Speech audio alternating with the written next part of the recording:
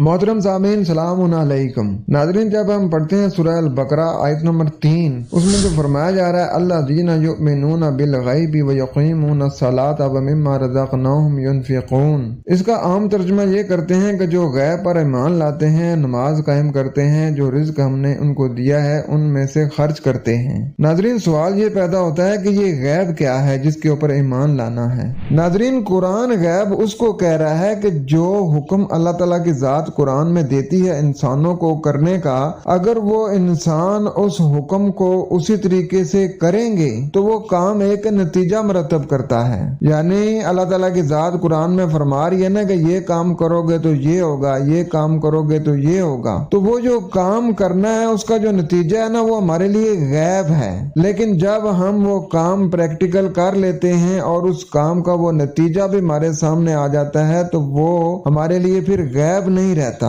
अल्लाह ताला की ज़ात कुरान में ये वाला गैब बता रही है कि वो जो मानते हैं गैब को। और आगे देखें वो युक़ीमूना सलात, और तर्जुमा करते हैं ये कि वो नमाज कायम करते हैं। अब कैसे नमाज कायम करनी है ये कुरान में इसका तरीका मौजूद नहीं है। तो कुरान में तो अल्लाह ताला फरमा रहा है कि हम हुक्म भी देते हैं और तफसील भी देते हैं, व तफसील कुल्ली शैइन। तो इसका मतलब है कि यहाँ बात कुछ और हो रही है। यहाँ जो फरमाया जा रहा है ना वो युक़ीमूना सलात, इसका ये कि जो अल्लाह के दिए हुए सबक पर डटते हैं, जो अल्लाह ताला ने वही के जरिए आपको कुरान दिया है, वही दी है, किताब दी है, जो उसको पढ़ते हैं। और आगे फरमाया जा रहा है वमिम्मा रज़क़नाहुम युनफ़िक़ून, और उसको पढ़ के उससे जो उन्हें रिज़्क मिलता है उसको वो खुला रखते हैं। अब हमारी दुनिया में तो रिज़्क खाने पीने को कहते हैं, लेकिन कुरान का रिज़्क जो है वो इल्म है, वो हदायत है कि जो आप लेके उसके मुताबिक आप अपनी भी जिंदगी गुजारते हैं और आगे लोगों को भी अवेयरनेस देते हैं। इसी तरीके से जब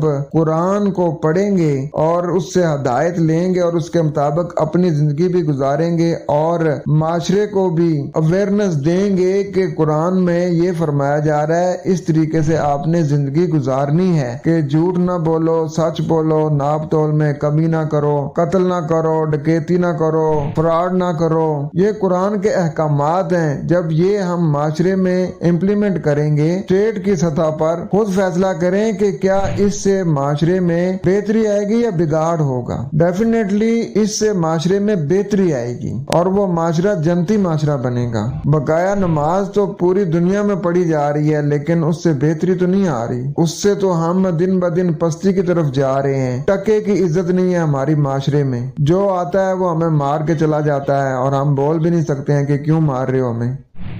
तो कुरान का असूल सुम्मत तफक्करून अफला ताक़िलून, तुम कुरान पे गौर फिक्र क्यों नहीं करते, तुम क्यों नहीं अकल से काम लेते। खुश रहें, कुरान के साथ रहें। वस्सलाम।